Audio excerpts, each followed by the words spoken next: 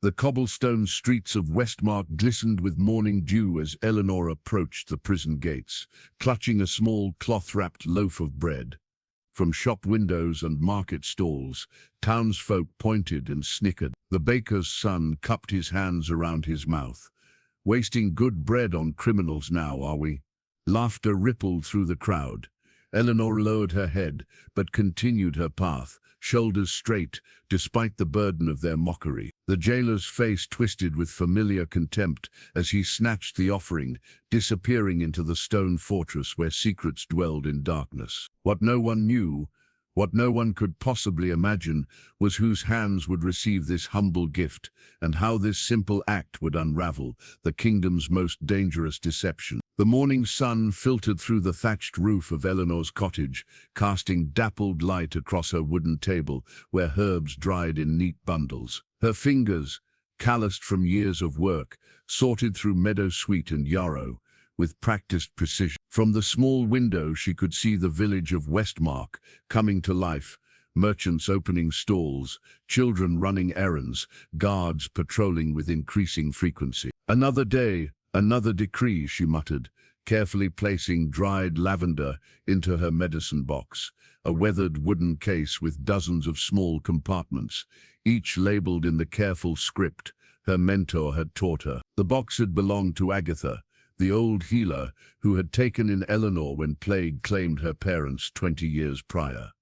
A knock at the door interrupted her work. Mathilda, the miller's wife, stood outside, her young daughter hiding behind her skirts. "The fever's back," Mathilda said simply, avoiding Eleanor's eyes as though illness were something shameful. "Nothing helps." Eleanor retrieved her medicine box. "Let me see her." The child's forehead burned beneath Eleanor's palm. "Willow bark tea and honey," she instructed, measuring dried bark into a small cloth pouch. 3 times daily. Keep her cool with damp cloths." Mathilda nodded, offering 2 copper coins, far less than the treatment was worth. "What about the new tax?" Eleanor asked, taking only 1 coin. "Lord Blackwell's men came yesterday. Took half our flour." Mathilda's voice tightened. "Said it's to support the royal armies. Martin says there's not even a war." Eleanor had heard similar stories all week. "The child needs proper food to recover. Come back tomorrow. I'll have something for you." After Mathilda left, Eleanor gathered her basket. Market day meant higher prices, but also meant the village square would be crowded enough to mask her true destination. She purchased a small loaf of bread, nearly depleting her meager savings, then walked toward the imposing stone structure at the village edge. The prison had once been a watchtower, its purpose transformed after Lord Blackwell's appointment as regional governor 5 years ago. What began as a holding place for drunks and petty thieves now housed farmers who couldn't pay their taxes, outspoken critics of the regime, and occasionally mysterious prisoners who arrived under cover of darkness. 3 months ago, Eleanor had treated the jailor's wife for a difficult childbirth. The woman had whispered about a new prisoner, educated, polite, clearly no common criminal, who had arrived without proper documentation. When the jailer mentioned the man was being kept on starvation rations, on Lord Blackwell's orders, something in Eleanor had stirred. She couldn't save everyone, but perhaps she could save one. This morning marked her 4th visit. The mockery stung more than she would admit. Most villagers had known her since childhood, had sought her healing skills when needed, yet thought nothing of ridiculing her compassion when directed toward those deemed unworthy. Inside the prison, the familiar smell of mildew and unwashed bodies assaulted her senses. The jailer, a heavy-set man named Giles, snorted when she approached. "Back again for your criminal sweetheart," he taunted. "Just doing what's right," Eleanor replied evenly, handing him the bread. "What's right is whatever Lord Blackwell says is right," Giles countered, but took the offering nonetheless. "One day your charity will land you in here with them." As she left, Eleanor glimpsed a weathered poster, nailed to the prison door, another royal decree doubling the grain tax. The crude illustration showed a benevolent king protecting his realm. Below it, someone had scrawled a single word in charcoal: lies. Eleanor hurried away. The world was changing, and not for the better. The kind old king she remembered from childhood visits to the village now seemed a distant memory. His son, the crown prince, had once been celebrated as a fair-minded reformer, but recent proclamations bearing the royal seal told a different story. At her cottage, Eleanor lit a candle and reopened her medicine box, running her fingers over a hidden compartment at the bottom. Inside lay her most precious possession, a small journal where Agatha had recorded healing wisdom across decades. Beneath it rested a yellowed letter with a broken seal, addressed to her mother from someone at the royal court. A mystery Eleanor had never solved. Tomorrow she would return to the prison. Something about the mysterious prisoner called to her, some sense that in this small act of defiance she might find answers to questions she hadn't yet learned to ask. Eleanor returned to the prison the following day, this time with a small jar of honey-preserved berries concealed beneath her shawl. The morning fog clung to the cobblestones, providing welcome cover from prying eyes. "Back so soon?" Giles smirked, blocking the entrance. "Beginning to think you fancy our mysterious guest." "The baker had extra," she lied smoothly. "Seems a shame to waste."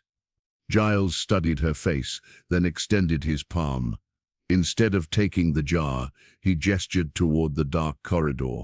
"Give it to him yourself. Got better things to do than play messenger." Eleanor hesitated, surprised by this unexpected access. Giles had never allowed her past the threshold before. "Well?" he challenged. "Changed your mind?" She stepped forward, heart quickening. The narrow hallway smelled of damp stone and human misery. Moans echoed from cells she passed. Hands reached through iron bars.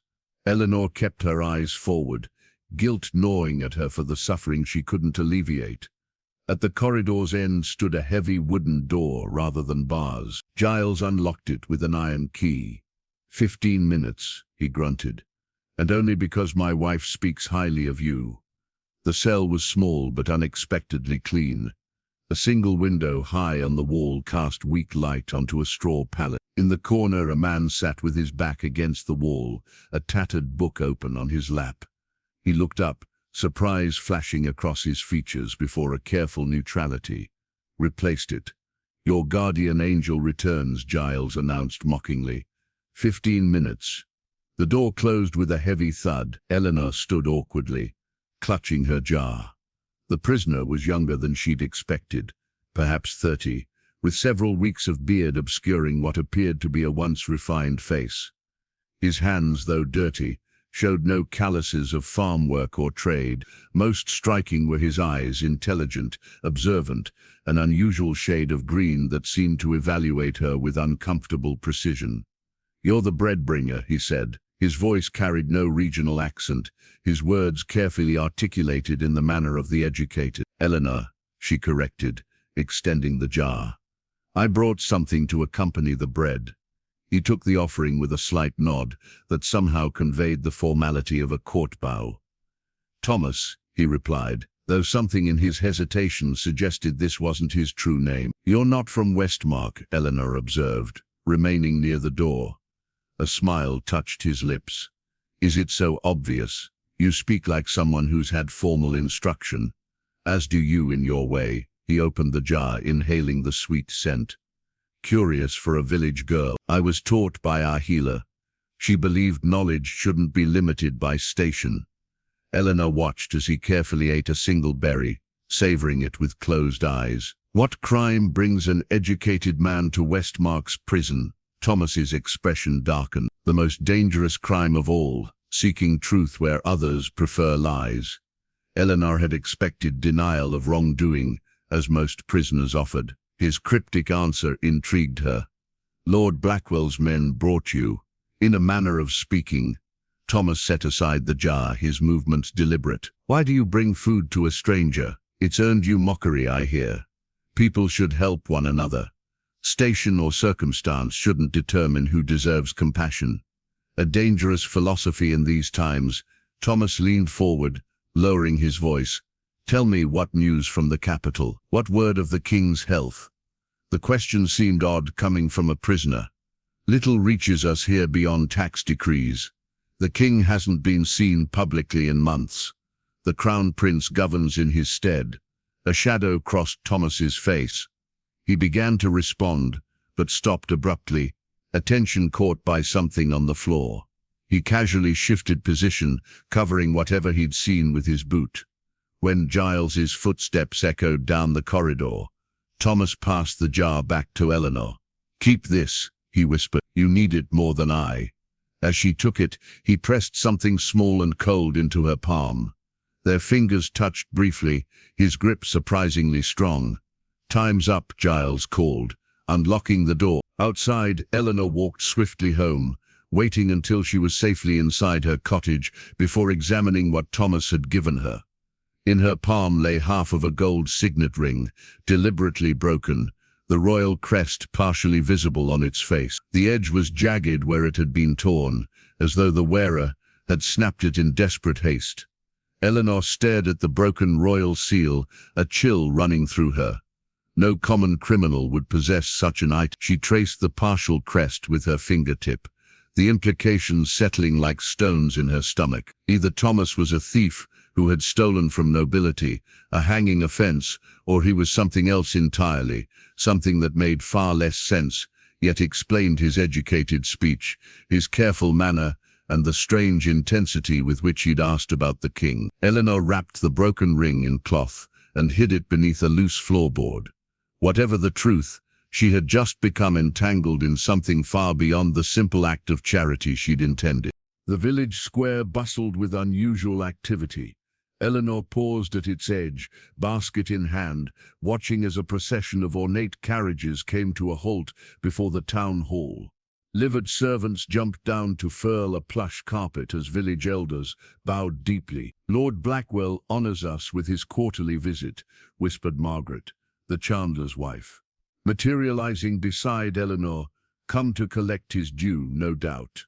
From the grandest carriage emerged a tall figure dressed in midnight blue velvet. Lord Cyrus Blackwell cut an imposing figure, silver-streaked, dark hair pulled back severely, aquiline features set in perpetual disdain. A heavy gold chain bearing the royal insignia gleamed against his chest. "The king's cousin, by marriage and our regent's blessing," Margaret added with barely concealed sarcasm. "Or so we're meant to believe." Eleanor watched as Blackwell strode into the town hall, flanked by guards. "What brings him personally? Usually he sends his tax collectors. Haven't you heard? Special assessments for the coronation. They say the crown prince will officially take the throne by winter solstice. The old king's health fails rapidly." This news connected with the prisoner's questions about the capital. Eleanor's fingers unconsciously touched the pocket where she'd placed a small loaf for her next prison visit. "You'd best get inside," Margaret nudged her. "All citizens are required to attend." The town hall overflowed with anxious villagers. At the front, Blackwell stood beside a massive ledger, while his clerk made notations with practiced efficiency. "The crown requires sacrifices from all loyal subjects," Blackwell announced, his voice carrying effortlessly. "These are uncertain times. Border skirmishes in the north, unrest in eastern provinces. The Prince Regent has decreed special measures to ensure stability during transition." Murmurs rippled through the crowd. Eleanor spotted Martin the miller, whispering heatedly to the blacksmith. "The new assessment will be 1/3 of all production." Blackwell continued over growing discontent. "Paid in goods or coin." The room erupted. 1/3 would mean starvation for many families. "Silence." Blackwell's voice cracked like a whip. "This is not negotiable. Collection begins tomorrow. Anyone unable to pay will find alternative ways to serve the crown, in prison labor camps." Eleanor felt a chill. The threat was clear. As the assembly dispersed, she lingered, watching the tax collector's ledger with growing curiosity. Something about the official documents nagged at her, a memory of the broken signet ring hidden beneath her floorboards. "You there, woman?" Blackwell's cold voice startled her. "Why do you loiter?" Eleanor cursed inwardly for drawing attention. "My lord, I merely await my turn to register my contribution." His eyes narrowed. "Your name?" "Eleanor Thatcher, the village healer, my lord." Recognition flickered across his face. "Ah, yes, the one who brings comfort to prisoners." His tone made the charitable act sound treasonous. "Tell me, what interest have you in a prisoner who arrived under my personal seal?" Heart pounding, Eleanor maintained a neutral expression.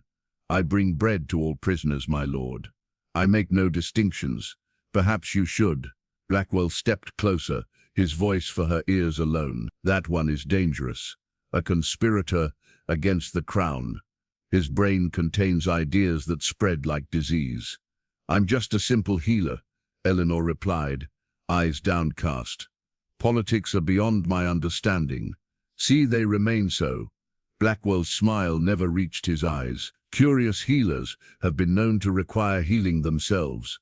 After he departed, Eleanor slipped behind the clerk's desk on pretense of examining the assessment schedule. The ledger lay open, and she glimpsed Blackwell's ornate signature beneath columns of numbers that didn't align with the announced tax rates. Some properties showed triple assessments, others none at all. Next to these discrepancies were small notations in cipher. The clerk returned before she could examine further, but Eleanor had seen enough. The official tax records contained deliberate falsifications, proof of corruption. She could scarcely comprehend the scale of. That evening, as Eleanor prepared herbs in her cottage, a knock interrupted her work. She opened the door to find Margaret, face drawn with worry. "Martin's been arrested," she whispered. "Spoke out after the meeting. They're taking him to the prison camp tomorrow." Eleanor's stomach tightened. "The children? With me for now?" Margaret glanced nervously over her shoulder. "Listen carefully. People are talking. Something's wrong in the kingdom.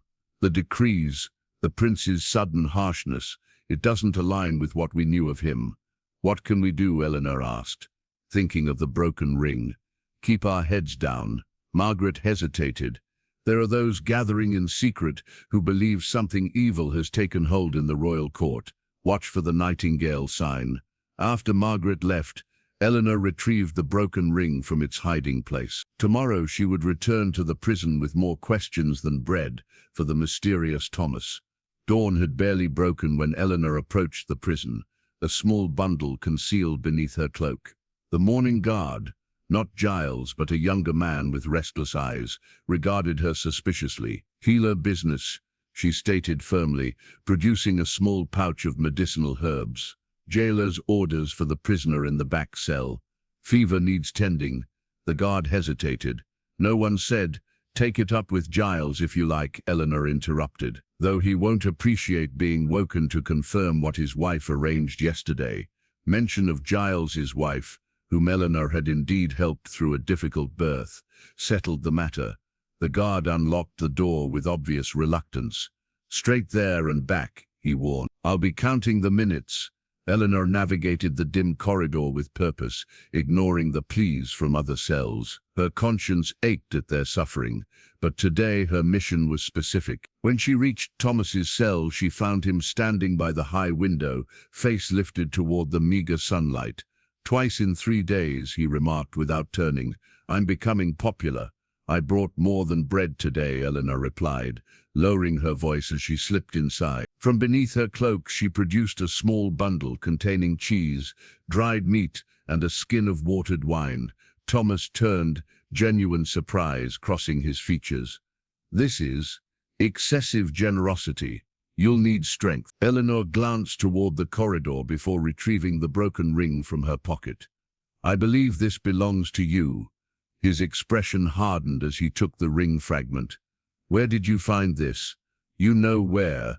You placed it in my hand yesterday." "A test," he admitted, studying her face. "Which you've passed by returning it rather than trading it for coin." "It bears the royal seal," Eleanor pressed. "No common prisoner would possess such a thing." Thomas pocketed the ring with practiced sleight of hand. "Perhaps I stole it." "Perhaps," Eleanor conceded. "But thieves don't inquire about the king's health with personal concern. Nor do they speak with the education of a court scholar." A tense silence stretched between them. From elsewhere in the prison came the sounds of a scuffle, providing momentary cover for their conversation. Lord Blackwell visited yesterday, Eleanor continued. He announced special assessments for the Crown Prince's coronation. He specifically warned me against bringing you comfort. Did he? Thomas's voice remained neutral, but his eyes sharpened. The coronation is set for winter solstice. The king apparently fades quickly. Thomas turned away, but not before Eleanor caught the flash of pain across his features. There's more, she pressed. Blackwell's ledger contains deliberate falsifications. Some pay triple, others nothing at all, and people whisper that the prince's recent decrees contradict everything known of his character. Perceptive observations for a village healer, Thomas murmured. I was taught to notice details. Eleanor stepped closer. Who are you really, Thomas? Why does Blackwell fear you might speak to me? He studied her for a long moment, conflict evident in his expression. Finally, he reached into a crevice in the wall and withdrew a small object wrapped in cloth. A gift, he said, placing it in her palm. For your kindness. Eleanor unwrapped the cloth to reveal an exquisitely carved wooden nightingale. Its details impossibly delicate, given the crude tools available to a prisoner. You mentioned a sign, he continued quietly. The nightingale. You've heard whispers of resistance. Eleanor's breath caught. Margaret's exact words. I'm not what I seem, Thomas admitted. Neither is what happens at court. The prince you hear condemned in recent decrees. He hesitated, then committed. He is not the true prince. An impostor, Eleanor whispered, the wooden bird suddenly heavy in her hand. A cousin with similar features. The deception began 3 months ago, after the real prince uncovered evidence of massive corruption reaching to the highest levels of court. And a real prince? Thomas's smile held no humor, disappeared under mysterious circumstances. Officially on a diplomatic mission to distant provinces. The implications settled over Eleanor like a physical weight. You know this because I served him, Thomas answered carefully. As advisor and friend, I uncovered part of the plot too late. Blackwell was sent to ensure I never leave this prison alive. The lie was skillful, but insufficient. Eleanor had treated enough patience to recognize when truth was withheld. Your hands, she observed quietly. They're not the hands of a servant, however elevated. The calluses are wrong. Pen and sword, not tools or manual labor. And you carve with the precision of someone trained in fine arts. Thomas's expression shifted subtly. Dangerous observation. The world has become dangerous. Eleanor countered, closing her fingers adds the wooden nightingale. If I were to help you, and I'm not saying I will, what would be required? Before Thomas could answer, keys rattled in the corridor. Time's up, healer, the guard called. Eleanor moved toward the door. I'll return, she promised softly. The nightingale sings at dusk, Thomas whispered. Near the old oak, beyond the north meadow. If you truly wish to help, go there 3 nights hence. Eleanor nodded almost imperceptibly before composing her features into professional neutrality as the guard appeared. 3 months earlier, the grand halls of Westmark Palace had glittered with candles as nobles gathered for the midsummer feast. Prince Edward stood by a marble column, observing the elaborate dance of courtiers while appearing to sip from his goblet. Your Highness seems pensive tonight, remarked Lord Chancellor Rothwell, materializing at his side. The Chancellor's immaculate silver beard and rich robes of office concealed a mind as sharp as the ceremonial dagger at his. Merely appreciating the spectacle, Lord Chancellor Edward replied, his tone carefully neutral. At 32 he had mastered the art of courtly conversation, revealing nothing while appearing transparent. Your father would be pleased to see you embracing your duties. Rothwell gestured toward the conspicuously empty throne. His absence these past weeks has been noted. His Majesty's health requires rest. Edward recited the official explanation.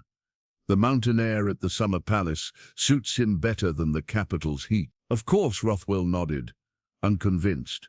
And in his absence, you've taken to the administrative duties admirably. Those agricultural reforms you've proposed show unexpected compassion for the common folk. The observation carried a subtle warning. Edward had indeed spent the past month examining tax records, discovering discrepancies that suggested systematic theft on a massive scale. His proposed reforms threatened powerful interests. A starving farmer harvests no grain, Lord Chancellor. The crown's prosperity depends on the people's. Quite so, Rothwell murmured, though some might argue such concerns are beneath a prince's dignity.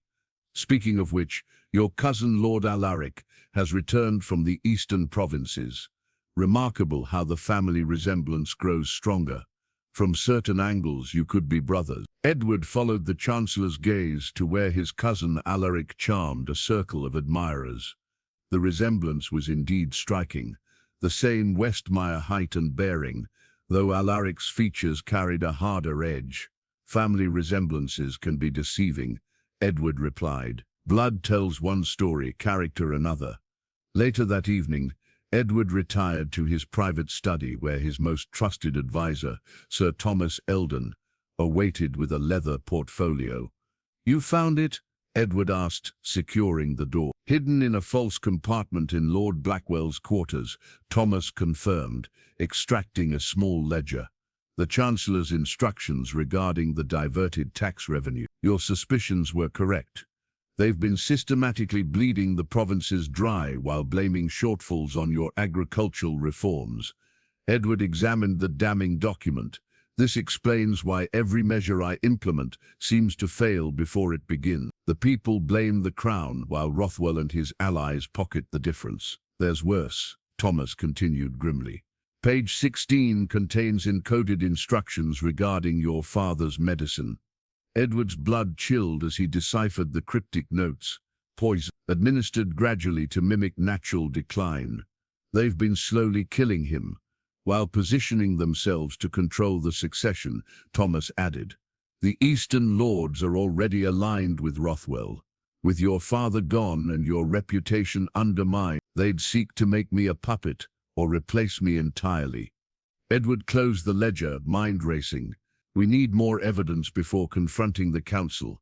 My father's personal guard remains loyal. We'll send word to strengthen his protection immediately. Meanwhile, we continue the investigation discreetly. Discretion may no longer be possible, Thomas warned. I was observed leaving Blackwell's quarters. By morning, they'll know we're onto them. A sharp knock interrupted their conversation. Edward concealed the ledger as Captain Reeves of the Royal Guard entered, his expression grave. Your Highness, forgive the intrusion. An urgent message from the Summer Palace. The captain's voice dropped. Your father, the king, there was an incident. His condition has worsened significantly. Prepare my horse, Edward commanded. I ride within the hour. After the captain departed, Edward turned to Thomas. They've accelerated their timeline. Take the evidence and go to Baron Hawthorne in the Western Province. He remains loyal and commands enough forces to match. I'll proceed to my father and send word when I can. That journey would never be completed. As Edward and his small retinue passed through Westmark Forest at dawn, Rothwell's men ambushed the party. The prince fought fiercely but was eventually overpowered. When he regained consciousness, Edward found himself in commoner's clothing, stripped of all identifying possessions, save for his signet ring, which he managed to snap in half and conceal as his captors dragged him into Westmark's prison. A special prisoner for Lord Blackwell, the captain of the mercenaries, informed the jailor. No name, no visitors, minimum rations. He's to be forgotten until further notice. Left alone in the cell, Edward examined his dire situation. With his father incapacitated, Rothwell would move quickly. Thomas might have escaped with the evidence, but without the prince to lead resistance, the conspiracy would proceed unchallenged.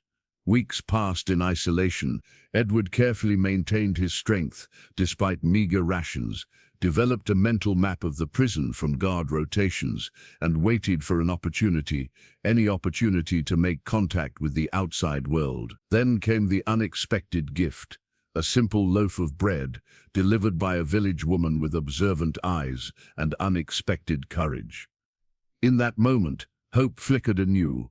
Eleanor woke to frantic pounding on her door. The night air carried the first autumn chill as she fumbled with her shawl and lit a candle. Outside stood Mathilda, cradling her daughter who hung limp in her arms. "She won't wake," Mathilda sobbed. "Started vomiting after supper. Everyone in our street is ill." Eleanor ushered them inside, laying the child on her work table. The girl's pulse fluttered weakly beneath clammy skin. Her lips bore a faint bluish tint. "How many others?" Eleanor asked, reaching for her medicine box. "At least 12. 2 elderly already dead." Mathilda's voice broke. "They're saying it's the well, or witchcraft." Eleanor stiffened. "Witchcraft?" "Lord Blackwell's men. They're saying someone cursed the North Well. That it's you, with your strange herbs and prison visits." Working swiftly, Eleanor prepared a mixture of activated charcoal and clay. "This is no curse, it's poison. Help me get her to drink this." As they coaxed the thick liquid down the child's throat, Eleanor's mind raced. The North Well served primarily poorer homes, laborers, craftspeople, those who'd been most vocal about the new taxes. "Stay here," Eleanor instructed after the child had been settled. "I need to help the others." The village square was chaos. Moaning figures huddled around the well while Lord Blackwell's guards maintained a perimeter, preventing access. "The well is condemned by order of Lord Blackwell," announced the captain. "Anyone approaching will be arrested for attempting to spread contagion." "It's not contagion," Eleanor called out, medical supplies in hand. "These people need treatment immediately." The captain's eyes narrowed. "The healer arrives just as sickness strikes." "Convenient." Murmurs rippled through the crowd. Eleanor recognized the deliberate manipulation, but pressed forward. "I can help them. The treatment is simple if administered quickly." "Let her through," demanded Thomas the blacksmith, supporting his elderly father. "My father's dying while you play politics." The standoff might have escalated had Margaret not intervened, her position as the alderman's wife carrying weight. "This is madness," she declared. "Eleanor has served this village faithfully for years. Let her work." Reluctantly, the guards parted. For hours, Eleanor moved among the afflicted, administering her charcoal mixture and instructing helpers on supportive care. By dawn, the immediate crisis had passed. 6 had died, all elderly or very young, but the remainder would recover. Eleanor dragged herself home, bone-weary, only to find her door splayed open, interior ransacked. Herbs were scattered, floorboards pried up, her medicine box upended. On the wall, someone had scrawled in charcoal, "Witch." The hiding place beneath the floor lay exposed and empty. The broken signet ring was gone. "They came while you were saving lives," Margaret said from the doorway, her expression grim. "Blackwell's personal guard said they were searching for evidence of poisons." Eleanor sank onto her bench. "They poisoned the well themselves." "Of course they did." Margaret began gathering scattered herbs. "Those who questioned the tax collector fell ill first." "Too convenient. They took something of mine, something important." Margaret paused. "The wooden bird. You know of it?" "I know it marks you as someone who asks dangerous questions." Margaret lowered her voice. "The nightingale represents those who believe the prince is not what he seems, that the decrees aren't truly his." Eleanor thought of Thomas's revelation in the prison cell. And if someone believed this, where might they turn? "I wouldn't know," Margaret answered carefully, "though I've heard the old oak beyond the north meadow provides shade for many conversations." That evening a messenger arrived at Eleanor's partially restored cottage. "Healer Eleanor," the boy recited formally, "your presence is requested at Lord Blackwell's manor at first light tomorrow. Refusal will be considered admission of guilt in the matter of the poisoned well." After the boy departed, Eleanor wrapped the carved nightingale, which she'd kept hidden in her bodice rather than her home, in cloth and secured it inside a hollowed-out candle. If she didn't return from Blackwell's manor, someone might eventually find it. The night deepened around her cottage. From the direction of the prison came the sounds of wagons and horses, unusual activity for the late hour. Eleanor crept to her window, peering through the darkness as a convoy departed northward. Among the guards rode Giles, the jailor, his face twisted in conversation with Lord Blackwell's captain. Eleanor's heart sank. The prisoner transfer Margaret had mentioned. They were moving Thomas. Her chance to reach the imprisoned prince was vanishing before her eyes. Without allowing herself to reconsider, Eleanor packed a small bundle of essentials. She would meet the Nightingales at the Old Oak tonight, not in 3 days as planned. By morning she would either have allies in the resistance or find herself following Thomas's prison wagon north, alone against whatever awaited at Blackwell's manor. The ancient oak loomed against the starlit sky, its massive branches creating a canopy that obscured the forest floor beneath. Eleanor approached cautiously, the wooden nightingale clutched in her palm, like a talisman. No torches burned, no voices carried on the night breeze, only stillness greeted her. "I've come too late," she whispered to herself, disappointment washing through her weary bones. "Or perhaps too early," replied a voice from behind. Eleanor spun to find a hooded figure materializing from the shadows. Though the face remained obscured, the voice was unmistakably female. "You carry the nightingale," the woman observed. "Yet you were to come 3 nights hence." Circumstances changed. Eleanor held out the wooden bird. "The prisoner who carved this is being transferred north tonight." The hooded woman stiffened. "You're certain? I saw the wagons myself, and tomorrow I'm summoned to Lord Blackwell's manor on false charges of witchcraft and poisoning." A heavy silence followed this pronouncement. Then the woman whistled, a 3-note call hauntingly similar to a nightingale's song. From the darkness emerged 3 more figures, all similarly cloaked. "Show me the token," demanded a gruff male voice. Eleanor surrendered the wooden bird. The man examined it, turning it to catch what little moonlight filtered through the branches. His breath caught. "This bears the prince's personal mark," he murmured to his companions. "Look here, beneath the wing." The first woman's posture changed immediately. "You've spoken directly with him." "Yes," Eleanor confirmed. "Though he calls himself Thomas." "A precaution," explained the woman, finally lowering her hood to reveal a face Eleanor recognized with shock. Lady Isabel, daughter of Baron Hawthorne, from the Western Province, who occasionally visited Westmark. "I'm Isabel. The man holding your nightingale is Sir Roland, captain of the prince's personal guard. Or was before the ambush." Roland interrupted, pushing back his own hood. His weathered face bore a fresh scar across one cheek. "We were escorting the prince to the summer palace when Rothwell's men attacked. I was left for dead. The prince disappeared. We've spent months trying to locate him. He's been imprisoned in Westmark," Eleanor explained, "held under Blackwell's personal authority. No name, minimal rations. And you discovered this how?" Roland asked suspiciously. "I bring food to prisoners. I've spoken with him several times." Roland exchanged glances with Isabel. "Why would he trust you with the nightingale symbol? Why reveal himself?"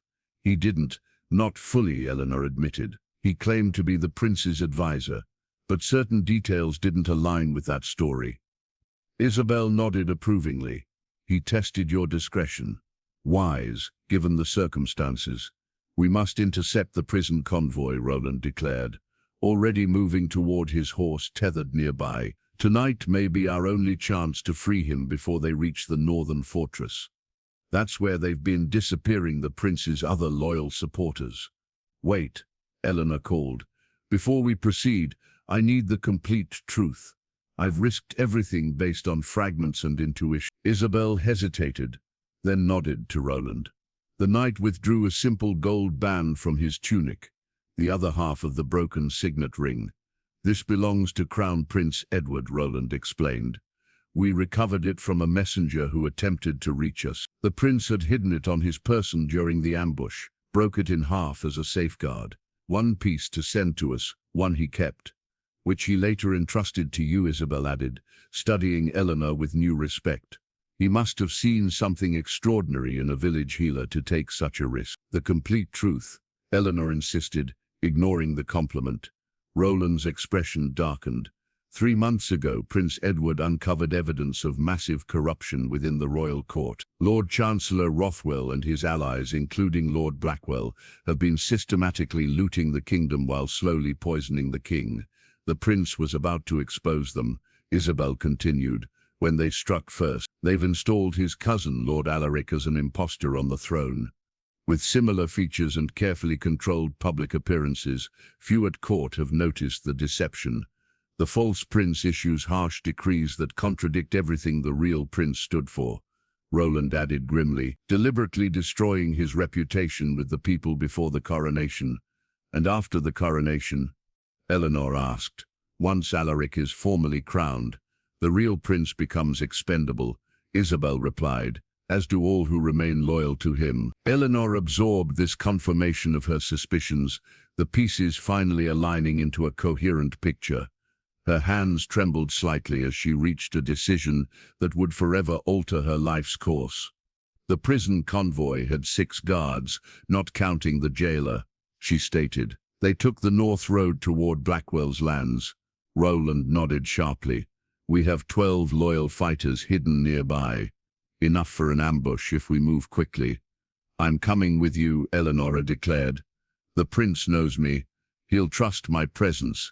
It's too dangerous, Isabel began. I'm already condemned, Eleanor interrupted. Blackwell has seen to that. And you'll need a healer when this is done. Roland studied her, with grudging respect. Can you ride? Well enough, then we have no time to waste. He turned to the others. Summon everyone. We ride within the hour. As they prepared to depart, Isabel approached Eleanor privately.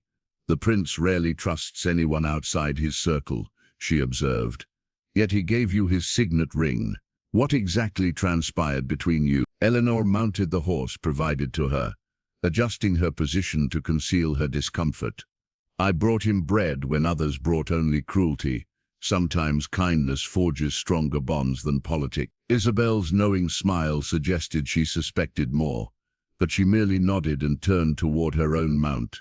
Then let us hope that bond proves strong enough to save a kingdom.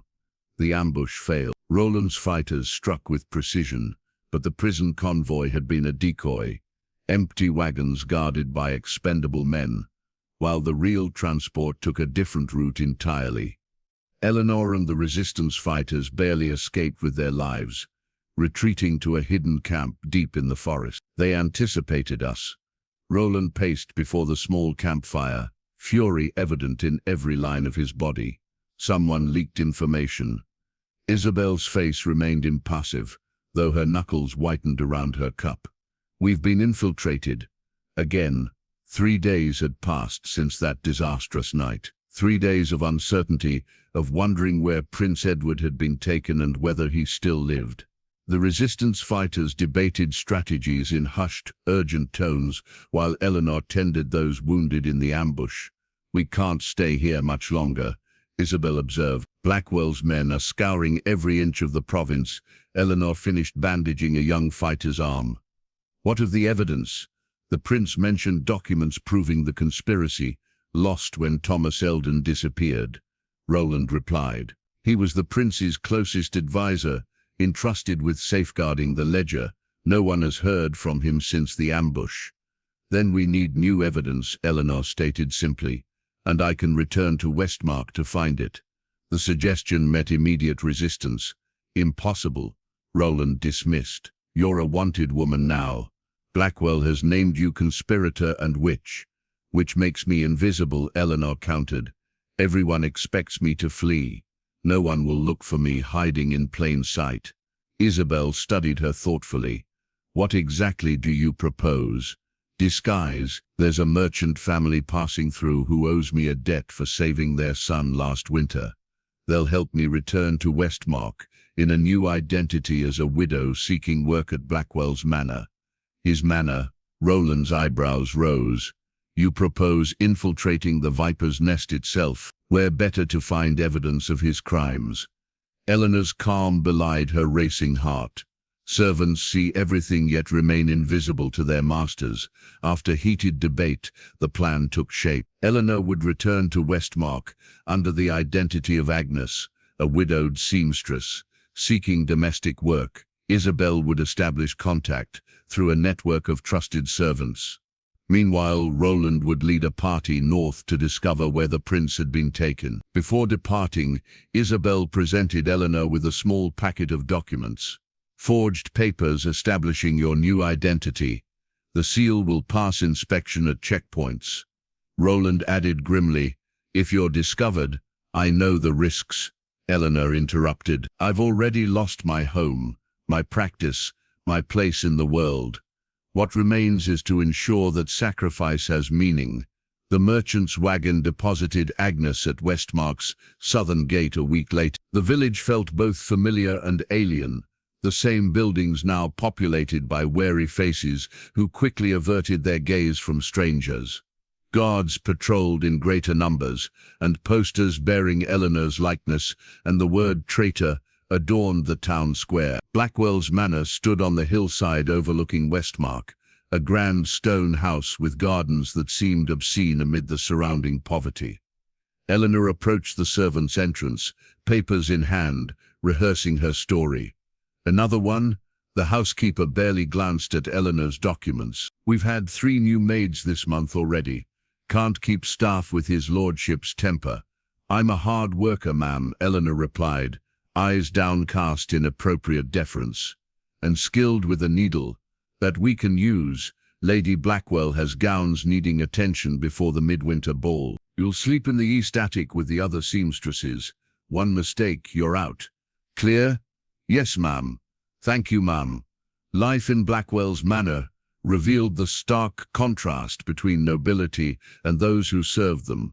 While villagers starved, lavish meals were prepared daily. While families shivered in inadequately heated homes, fireplaces blazed in every room of the manor. More disturbing were the late-night meetings. Positioned in the shadows, mending Lady Blackwell's elaborate gowns, Eleanor, invisible to the powerful men who gathered in the study. She absorbed their unguarded conversations, committing names and details to memory. During her 3rd week, opportunity arrived in the form of a sealed dispatch from the capital. Left momentarily unattended on Blackwell's desk, Eleanor took the risk, breaking the seal and quickly scanning its contents before resealing it with a technique Isabel had taught her. That night, she slipped away to meet her contact, a stable boy whose sister worked in the kitchens. "Tell Lady Isabel that Lord Chancellor Rothwell arrives in 3 days for a private council," Eleanor whispered, passing a folded note. "The false prince accompanies him. They mean to verify the real prince's continued imprisonment before proceeding with coronation plans." "You've seen the prince?" the boy asked. "No, he's not being held here as we thought. But I believe Blackwell knows his location. Tell Isabel I need more time." As the boy departed, Eleanor felt eyes upon her. She turned slowly to find the housekeeper watching from the shadows. "Agnes," the older woman said flatly. "Or should I say, Eleanor?" Eleanor's hand moved to the small knife concealed in her sleeve, but the housekeeper shook her head. "The nightingale sings at dusk," the woman whispered, revealing a small wooden token identical to Eleanor's. "You're not the only one playing a dangerous game in this house. Come, we have much to discuss and little time." The housekeeper, Mrs. Winters, revealed herself as a long-time member of the resistance, placed in Blackwell's household years earlier, when the Lord's corruption first became apparent.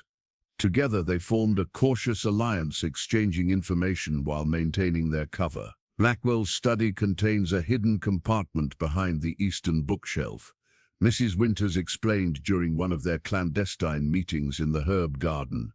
"He keeps his most sensitive correspondence there." "Can you access it?" Eleanor asked. "No, he permits no one inside while he's absent, and the lock is beyond my skill." Eleanor considered this. "I might manage it. Lady Blackwell requested alterations to her new gowns. I could volunteer to take measurements in the study where the light is better." Their opportunity came sooner than expected. A messenger arrived from the capital, summoning Lord Blackwell for an urgent council. He departed within the hour, leaving the manor in relative calm. That afternoon, Eleanor carefully guided Lady Blackwell toward the study for her fitting. The noblewoman, vain, bored, and oblivious to political intrigues, was easily manipulated. "The light here is perfect for matching these gold threads," Eleanor observed, positioning Lady Blackwell near the window. "If you would stand just so while I measure the hem." As the lady admired her reflection in a hand mirror, Eleanor palmed the small lock-picking tools concealed in her sewing kit. Mrs. Winters created a distraction, calling Lady Blackwell to examine fabric swatches in better light, while Eleanor swiftly worked the hidden compartment's lock. Inside lay a small leather portfolio containing correspondence with the royal seal. Eleanor quickly copied key passages onto scraps of paper hidden in her bodice before replacing everything exactly as she'd found it. That evening, she encoded the information in a message for Isabel, describing troop movements, payment records, and most crucially, references to the northern guest being relocated to the island fortress. "The prince lives," she whispered to the stable-boy courier. "They've taken him to Blackrock Island in the northern lake. The evidence I've gathered proves Blackwell's direct involvement in the conspiracy." The boy nodded, his young face serious beyond his years. "I'll deliver this tonight." Lady Isabel's forces gather at the western forest edge. Eleanor pressed a small pouch of herbs into his hand. "For your mother's cough. Be careful, the roads have extra patrols." What Eleanor couldn't know was that Mathilda, once her friend in the village, had been watching her movements with growing suspicion. Grief-stricken after her husband's death in the prison camp and desperate to protect her remaining family, Mathilda had accepted Lord Blackwell's offer of reward money for information about the missing healer. That night, as Eleanor returned from her meeting with the stable boy, Mathilda emerged from the shadows near the servants' quarters. "I thought it was you," she said, her voice hollow, despite the different clothes, the dyed hair. "A mother never forgets the face of the woman who holds her child." Eleanor froze. "Mathilda, don't." Mathilda raised her hand. "Whatever you're involved in, it's brought nothing but suffering to our village. My husband is dead because of the resistance activities. My children nearly starved. The suffering comes from Blackwell and his masters," Eleanor argued quietly. "They poisoned the well, not me. They're stealing from the kingdom while blaming the prince." Pretty words. Mathilda's face hardened. "Lord Blackwell promised food and protection for my family in exchange for information about resistance members. I've watched you for days, confirming my suspicions." Understanding dawned with cold clarity. "You've already told him. His captain rides back from the checkpoint now. You have perhaps an hour." Mathilda's eyes glistened with unshed tears. "I give you this chance to run, because you saved my daughter. Where even now?" Eleanor grasped her former friend's arm. "Mathilda, listen to me. The prince himself was imprisoned in our village. I've seen evidence. I don't care about princes or politics." Mathilda pulled away. "I care about my children living through winter. Do what you will with this warning. I've done what conscience demands." After Mathilda disappeared into the night, Eleanor raced to find Mrs. Winters. Together they hastily devised a plan. Mrs. Winters would maintain her cover at the manor, while Eleanor escaped with the evidence. "Take the hidden path through the eastern woods," the housekeeper instructed, pressing a small knife into Eleanor's hand. "Our friends have a safe house near the old mill. What of the stable boy? If they intercepted him, I'll send warning through alternate channels. Now go." Eleanor had just reached the edge of the manor grounds when torches appeared on the main road, Blackwell's captain returning with armed guards. She ducked behind the gardener's shed, heart pounding, as they thundered past toward the main house. Making her way through the darkness toward the eastern woods, Eleanor heard shouts erupt behind her. The alarm had been raised, her absence discovered. A shadow detached itself from the trees ahead. Eleanor raised her knife defensively, then lowered it as Prince Edward stepped into a shaft of moonlight, his face leaner than she remembered, his eyes alert with urgency. "You're free," she gasped. "How?" "No time," he interrupted, taking her arm. "Roland's men intercepted the transfer to the island fortress." We came for you as soon as we received word of your danger. The evidence may not matter if we don't survive the night." He guided her deeper into the forest as dogs began barking in the distance. "I won't lose you to Blackwell's dungeons, not after everything you've risked." His hand tightened around hers as they vanished into the darkness, pursuers closing from behind. 3 days of hard travel brought Eleanor and the prince to a modest hunting lodge, hidden deep in the western forests. Isabel awaited them there, along with Sir Roland and a small contingent of loyal knights. The reunion was somber rather than celebratory. Freedom meant little while the kingdom remained in the conspirators' grasp. "The coronation ceremony is set for the winter solstice," Isabel reported as they gathered around a map spread across a worn oak table. "Barely 5 weeks away. Once my cousin wears the crown officially, the deception will be nearly impossible to undo," Edward observed, his fingers tracing the route to the capital. "Even those who suspect will hesitate to support a claimant against an anointed king." Eleanor studied the prince as he conferred with his advisors. Though still gaunt from his imprisonment, he had regained much of his strength and commanding presence. The careful restraint he'd shown as Thomas had given way to decisive leadership tempered by thoughtful consideration of all counsel offered. "I should go to the capital," Eleanor suggested during a break in the planning. "See this impostor with my own eyes, gauge the situation firsthand." "Absolutely not," Edward replied immediately. "Blackwell's men will have distributed your description to every checkpoint. The risk is too great. With respect, Your Highness," Eleanor countered, "I can disguise myself far more effectively than any of your knights. A woman traveling alone draws less attention than armed men." "She has a point, sire," Roland admitted reluctantly. "Our network within the palace walls has been compromised. We need fresh eyes inside." After extended debate, a plan emerged. Eleanor would travel to the capital disguised as a middle-aged herb seller, carrying legitimate medicines to establish her cover.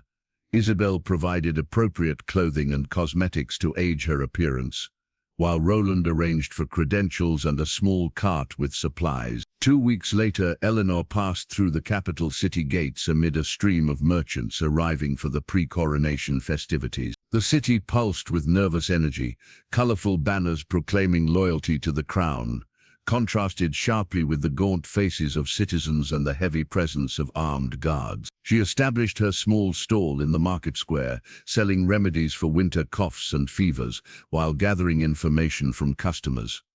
The common people spoke in hushed tones of increased taxes, of soldiers requisitioning food stores, of public punishments for minor infractions. "The old king was never like this," whispered an elderly woman purchasing willow bark. "And the prince we knew in his youth, he visited the orphanage each harvest festival, brought gifts with his own hands. Now they say he doesn't recognize his childhood nurse." On her 3rd day, fortune favored Eleanor's mission. Royal heralds announced the Prince Regent would process through the main avenue to oversee preparations at the cathedral. Crowds gathered, more out of obligation than enthusiasm, as mounted guards cleared the road. Eleanor secured a position near the cathedral steps, her herb seller's shawl pulled low over her face. The procession approached with practiced pageantry, standard bearers, knights in polished armor, court officials in elaborate dress. At its center rode a figure whose appearance made Eleanor's breath catch. The resemblance to Edward was remarkable. Lord Alaric, now presenting himself as the Prince Regent, carried himself with regal bearing atop a white stallion. His features, carefully arranged in benevolent dignity, would convince anyone who had only seen the true prince from a distance or in official portraits. Yet to Eleanor's eye, the differences were equally striking. Where Edward's gaze had always conveyed genuine interest in those around him, Alaric's eyes slid over the crowd with calculated performance. Where Edward moved with the natural grace of someone comfortable in his authority, Alaric's gestures seemed rehearsed, designed to impress rather than connect. Most telling was his interaction with a small child who broke through the crowd to offer a winter bloom. The impostor's smile remained fixed as he accepted the gift, but his fingers grasped the stem with barely concealed distaste, passing it immediately to an attendant. As the procession entered the cathedral, Eleanor circled to the service entrance where kitchen staff hurried to prepare for the reception to follow. Adopting the harried demeanor of a servant late for her duties, she slipped inside among the chaos. The cathedral's vast interior had been transformed with royal banners and elaborate decorations for the upcoming coronation. Moving purposefully through side corridors, Eleanor located the Royal Portrait Gallery, where generations of the Westmark line gazed sternly from gilded frames. At the far end hung the most recent addition, a large portrait of the Prince Regent in full ceremonial attire. Beside it, partially obscured by new drapery, remained the previous official portrait of Prince Edward from 3 years earlier. Eleanor studied both paintings carefully. The resemblance between cousins was undeniable. The same tall build, similar facial structure, the distinctive Westmark nose. An elderly custodian noticed her interest. "Remarkable family likeness, isn't it?" he commented. The old king and his brother, that would be Lord Alaric's father, were nearly identical as young men. The bloodline runs true. Indeed, Eleanor agreed, committing every detail to memory. One could almost mistake them for the same person. "Almost," the old man murmured, glancing around before adding quietly, "though those who knew the prince well see the difference clear enough. Not that anyone dares mention it these days." Eleanor slipped him a packet of herbs for his rheumatism. "Difficult times require careful words and careful eyes," he replied meaningfully. "The coronation approaches. After that, the old portraits may disappear altogether, along with inconvenient memories." That night, Eleanor encoded her observations in a message for Edward's council. The impostor was convincing enough for public appearances, yet distinct to those who knew the true prince intimately. More concerning was the news she'd gathered about the king, reportedly bedridden, sealed within his chambers, attended only by physicians appointed by Lord Chancellor Rothwell. Time was running critically short. The winter solstice loomed just 3 weeks away. Eleanor's return journey from the capital proved more perilous than her arrival. Checkpoints had multiplied, with guards scrutinizing travelers with heightened suspicion. Twice, she narrowly avoided detection when patrols searched her cart, her herbs and grandmother disguise barely maintaining her cover. Beyond the northern checkpoint, she abandoned the cart and continued on foot through forest paths. The winter's first snow had begun to fall, covering her tracks but chilling her to the bone. When she finally reached the hunting lodge, Roland's sentries almost turned her away, not recognizing her behind the gray-streaked hair and weathered features. "I feared we'd lost you," Edward said when she entered the lodge's main room. He stood by the fire, shadows beneath his eyes, suggesting sleepless nights. 3 days overdue, increased security everywhere, Eleanor explained, warming her hands by the flames. "They're searching specifically for a healer woman traveling alone." Isabel helped Eleanor remove her disguise while she delivered her report. The room fell silent as she described the impostor, the capital's atmosphere, and the king's isolation. "My father lives then," Edward said quietly. "That's something, barely, according to palace whispers," Eleanor cautioned. "The physicians allow no visitors, not even Lord Alaric. Only Lord Chancellor Rothwell enters freely." "To continue administering his poisons," Roland growled, his hand instinctively moving to the hilt of his sword, an imposing figure even at rest. The knight's battle-scarred face reflected decades of loyal service to the crown. "We waste time with reports and planning. We should strike now, before the coronation." "With what army?" Isabel challenged. "We have 30 loyal knights, perhaps twice that in trained fighters among the common supporters. The Royal Guard alone numbers 300, not counting Rothwell's personal forces or the city garrison." "Numbers aren't everything," Roland insisted. "I've won against worse odds and lost good men doing so," came a new voice from the doorway. All heads turned to see Baron Hawthorne enter, snow dusting his grey-streaked beard and travel cloak. The Baron's weathered face showed the weariness of hard travel, but his eyes remained sharp as he surveyed the room. "Father," Isabel moved to embrace him. "We didn't expect you for another week." "Events accelerate," Hawthorne replied grimly, bowing deeply to Edward, before accepting a cup of mulled wine. "Rothwell has ordered all regional nobles to the capital immediately to pledge fealty before the coronation. Those who delay face charges of treason." "A trap," Edward observed. "Undoubtedly," the Baron agreed. "Yet one we might turn to advantage. My presence is expected, and my retinue of 20 knights would raise no suspicion." Eleanor watched the interaction with growing hope. Baron Hawthorne's arrival changed their situation dramatically. As one of the kingdom's most respected nobles, his open support legitimized their cause beyond a small band of loyalists. The discussion continued late into the night, strategies proposed and discarded as they sought a path that wouldn't end in immediate failure. Eleanor found herself included naturally in these councils, her perspective valued alongside lifelong military strategists and nobles. Near midnight, when the conversation circled back to their fundamental disadvantage in numbers, Eleanor spoke up. "We've been thinking like nobles," she observed, earning surprised looks, focusing on knights and official forces. "But the common people suffer most under this corruption. They could be our greatest allies." "Peasant revolts are unpredictable," Roland cautioned, "often as dangerous to friends as foes."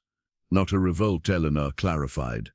"A coordinated resistance. The market women who pass messages, the blacksmiths who repair guards' weapons, the servants who prepare court meals, they already form an invisible network throughout the kingdom."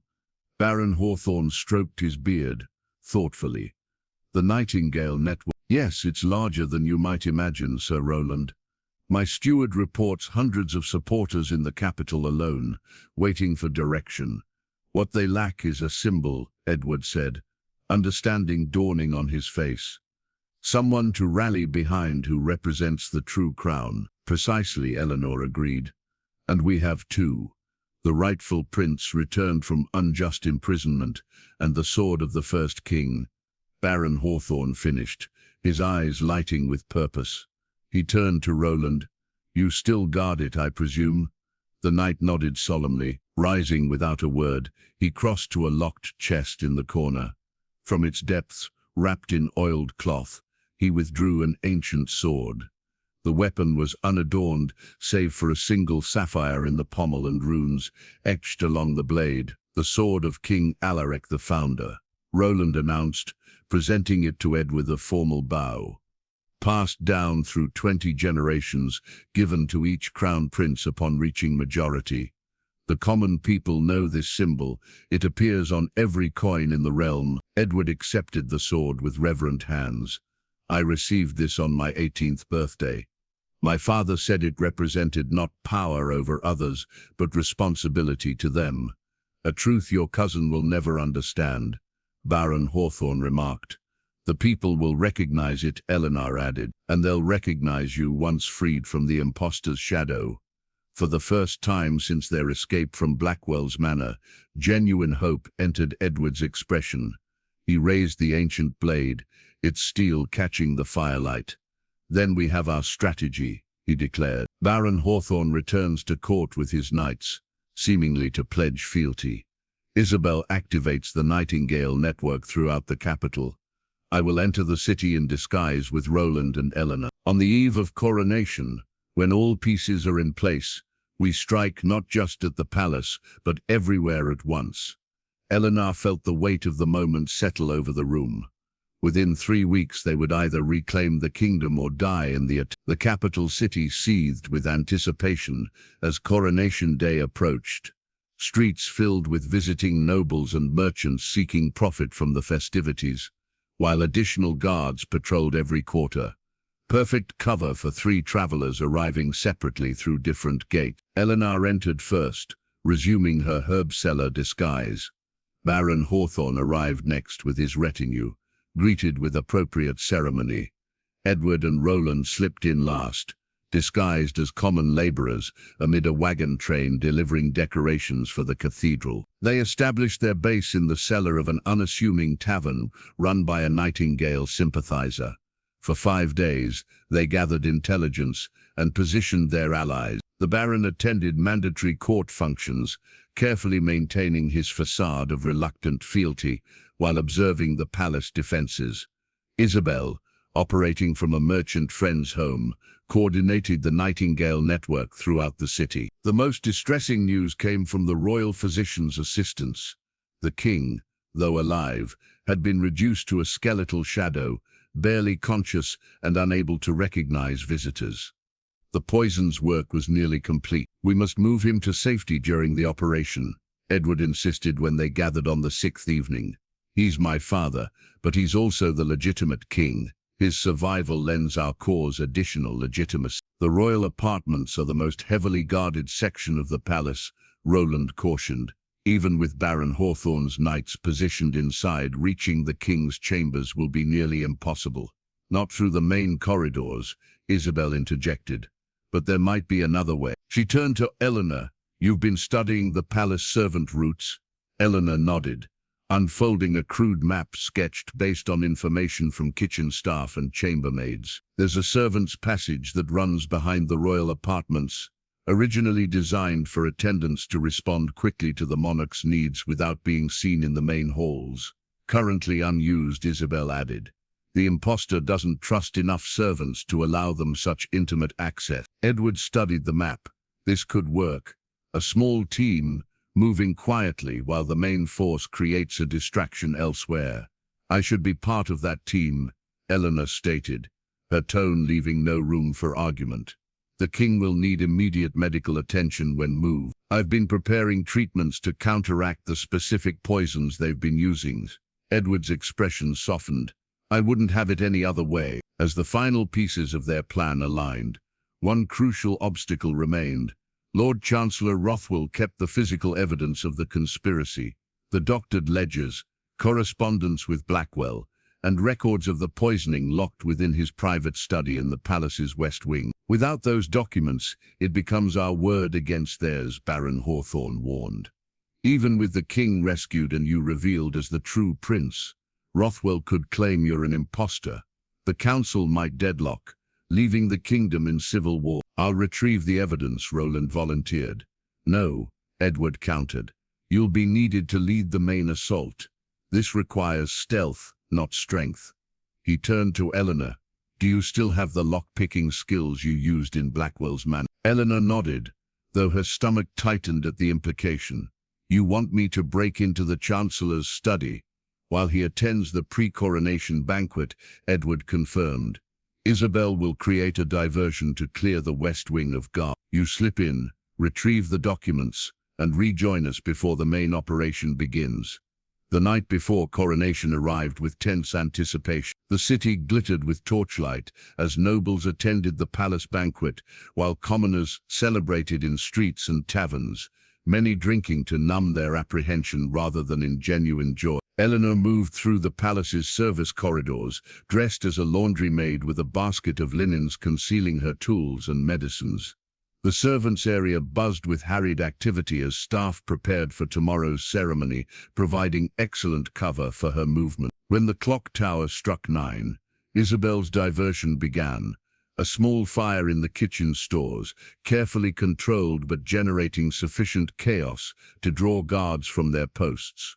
Eleanor slipped into the West Wing corridor, heart pounding against her ribs as she approached Rothwell's study. The lock yielded to her tools after tense minutes that felt like hours. Inside, she moved directly to the hidden compartment behind the bookcase that Isabel's informant had described. The mechanism resisted briefly, then clicked open to reveal a leather portfolio identical to the one she'd glimpsed in Blackwell's study. Eleanor had just secured the documents in her basket when footsteps approached, not from the hall, but from a side door she hadn't noticed. She barely had time to duck behind a curtain before Lord Chancellor Rothwell himself entered, accompanied by a palace guard captain. "The king grows restless," the captain reported. "The physicians request additional sedative." "Deny it," Rothwell replied coldly. "He needs survive only until tomorrow's ceremony. After that, a tragic decline will be appropriate, and the West Wing disturbance, a transparent attempt at diversion, Double the guard on the royal apartments. That's their real target. Rothwell moved to his desk, rifling through papers. Where is that damned order of succession document? I had it right here. Eleanor's blood chilled as she realized one of the papers in her basket must be the document he sought. The Chancellor continued searching, growing increasingly agitated. When he approached the hidden compartment, she knew discovery was moments away. Fortune intervened in the form of a messenger, pounding urgently on the study door. Lord Chancellor, Baron Hawthorne's knights are arming in the east courtyard. The captain of the guard requests your immediate presence. Rothwell cursed, abandoning his search. Sound the alarm. Arrest the Baron and his men. I want them in chains before the prince is informed. After they departed, Eleanor waited 10 agonizing heartbeats before emerging. The alarm bells began tolling as she slipped back into the service corridor, their plan dissolving into chaos hours ahead of schedule.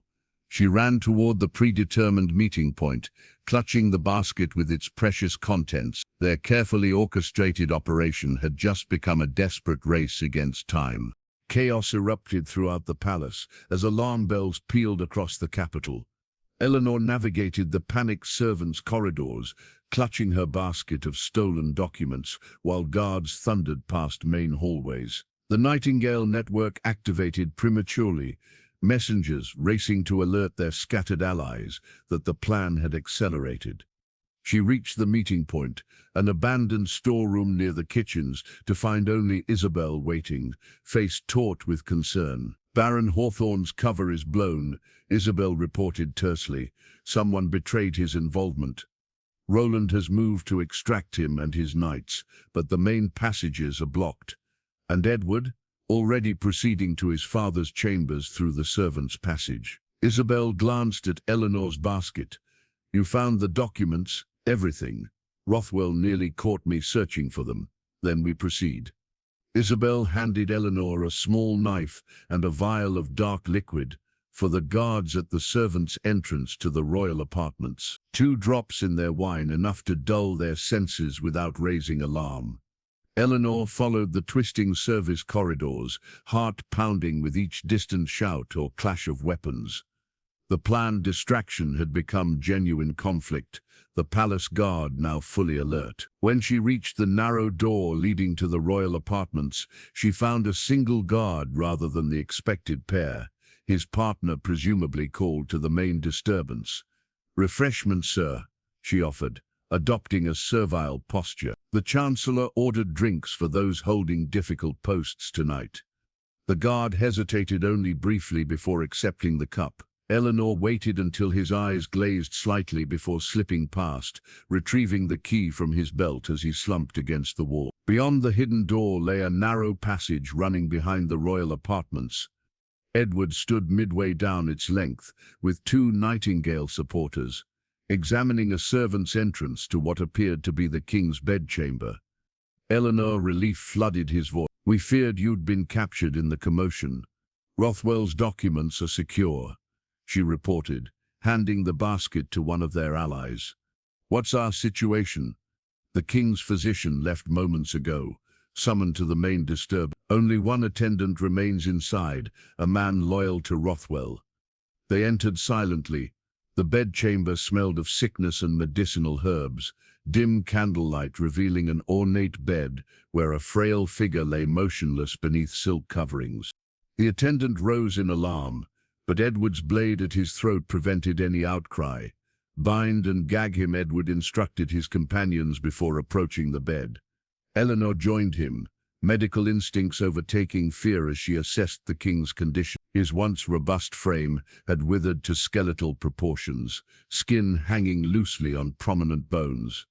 Despite being barely 60, he appeared decades older, breath rattling weakly in his chest.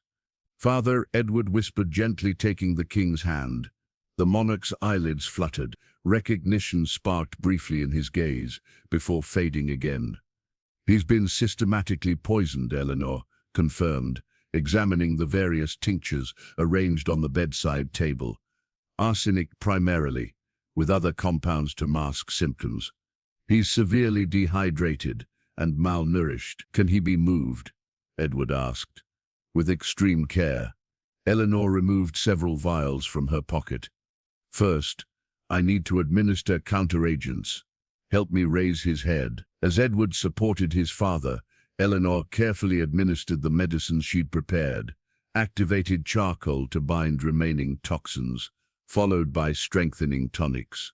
The king's breathing gradually steadied, though he remained unconscious. He needs consistent treatment and proper nourishment, she explained while preparing a makeshift stretcher from bed linens. Recovery will take months, but it's possible. The important thing is removing him from ongoing exposure. Edward's gaze held such intense gratitude that Eleanor found herself momentarily unable to maintain eye contact. In the weeks since his rescue from prison, their relationship had evolved beyond rescuer and prisoner, beyond healer and patient, into something neither had acknowledged directly. I couldn't have done any of this without you, he said softly, his hand briefly covering hers as they finished securing the king. When this is over, shouts from the corridor interrupted the moment. The Nightingale supporter who had been watching the main entrance burst in. Royal guards approaching, at least 10, led by the impostor himself. He must have been informed of movement near his father's chambers. Edward realized, drawing his sword. We're trapped between them and the main corridor fighting. The servants' passage, Eleanor suggested, if we can reach it. Too narrow for the stretcher, Edward assessed grimly. And we can't leave him. Eleanor made a swift decision. From her pocket she retrieved the vial Isabel had given her, measuring several drops into a small cloth. This will render the king completely unconscious, but stabilize his breathing. He'll appear dead to casual observation. You mean to fake his death? Edward asked, understanding dawning. While you engage the approaching guards, I'll conceal myself and remain with him. When they believe him deceased and lower their guard, I'll administer the antidote and signal the Nightingale network for extraction. It's too dangerous, Edward protested. If you're discovered, no other choice remains, Eleanor countered, already administering the sedative. The king cannot be moved quickly enough to escape, and abandoning him means certain death. The approaching footsteps grew louder. Edward clasped her hand fiercely, his eyes conveying everything words couldn't in their limited time. I will return for you both, he vowed. Wait for the cathedral bells at dawn. When they ring, the diversion will draw away most guards. I know, Eleanor whispered. Now go while you still can. Edward hesitated a moment longer, then did something entirely unexpected. He leaned forward and kissed her, briefly, but with unmistakable intent before turning to join his companions at the chamber's servant entrance. Stay alive, he commanded softly. As their footsteps retreated down the passage, Eleanor concealed herself behind heavy curtains near the king's bed. Outside, she heard the impostor's voice issuing commands as guards prepared to break down the main door to the royal apartment. Her hand touched her lips briefly, the prince's kiss still lingering there as she prepared for the dangerous deception ahead. The door to the royal bedchamber splintered inward. Eleanor held her breath as guards swarmed inside, followed by the impostor prince. From her hiding place behind the heavy curtains, she could see Lord Alaric clearly for the first time without the distance of a public procession. Find them, he commanded, voice sharp with rage. They can't have gone far. Guards searched the chamber while Alaric approached the king's bed, his expression shifting from fury to confusion as he beheld the still form. My lord, the captain said hesitantly. The king appeared. Alaric leaned closer, studying his uncle's unmoving chest and bluish lips. Eleanor's careful staging with herb-tinted powder. A complex series of emotions crossed his face. Shock, then calculation, and finally a cold satisfaction. The strain was too much, he announced, straightening. The excitement of the approaching coronation, perhaps. The king has passed to the next realm. The guards bowed their heads respectfully. Only Lord Chancellor Rothwell, arriving moments later, showed appropriate suspicion. Dead, now. Rothwell examined the king closely, while Eleanor silently thanked her mentor's teachings on creating death-like appearances in patients. Most convenient timing. Are you suggesting something, Lord Chancellor? Alaric's tone carried dangerous edge. Only that we must be absolutely certain before announcing such grave news. Rothwell replied smoothly. Perhaps the royal physician is currently attending the wounded from the disturbance your incompetence allowed. Alaric snapped. Post guards. Double the watch on all entrances. No one enters or leaves until dawn. Will announce my father's passing after the coronation. Your father? Rothwell's eyebrow rose fractionally, a slip of the tongue in grief. Alaric amended. My beloved uncle, of course. After they departed, leaving 2 guards at the main door, Eleanor remained motionless for nearly an hour. When certain no one else would enter, she emerged silently and administered the antidote to the king's powerful sedative. His breathing gradually strengthened, though he remained unconscious. Near midnight, a soft scratching came from the servants' passage. 3 quick taps, followed by 2 slower ones. The nightingale signal. Eleanor responded in kind, then watched as the hidden door eased open to reveal a palace laundress.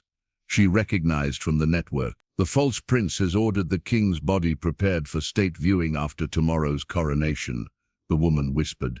We have until dawn to move him.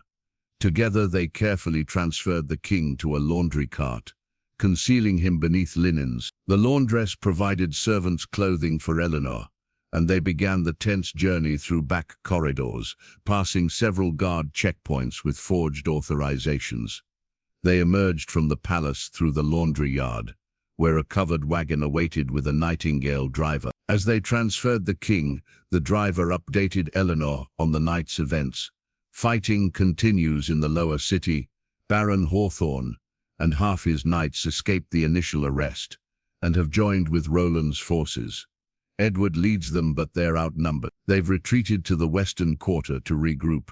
And Isabel, safe at the agreed fallback location. The documents you retrieved are with her. They traveled through darkened streets, avoiding main thoroughfares where soldiers patrol. The city seethed with tension, windows shuttered tight, occasional sounds of skirmishes echoing between buildings. At a modest chapel in the artisans' district, they were met by Isabel and 2 physicians from the Nightingale network. The king was moved to a hidden chamber beneath the chapel floor, where Eleanor briefed the physicians on his condition. Keep him stabilized, she instructed. I must reach Edward with news of his father's rescue. Too dangerous, Isabel countered. The streets between here and the western quarter are heavily patrolled. We'll send a messenger. There's no time, Eleanor insisted. Dawn approaches. They must know the king lives before they commit to their next move. Isabel recognized the determination in Eleanor's eyes and relented, providing a hooded cloak and simple identification as a brewer's assistant. Stay to side streets.